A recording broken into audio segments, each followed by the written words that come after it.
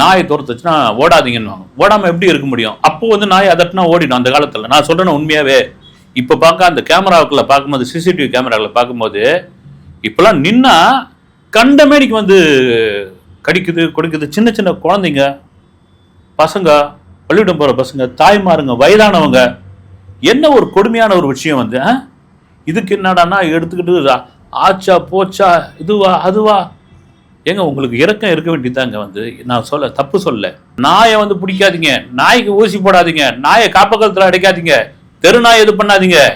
இதெல்லாம் பார்த்தீங்கன்னா பெரும்பாலும் குரல் கொடுக்குறவங்க யாருன்னா நடிகைகள் தான். சாதாரண ஒரு நடிகை ஓன்னு வீடியோவில் தேம்பி தேம்பி தேம்பி அடுத்தது பார்த்தா எனக்கு என்னடா அதுன்னு ஆகிப்போச்சு இருக்கு. ஏன்னா நாய்க்கு வந்து ஒரு உத்தரவு அது ஒன்றுமே சொல்லலை.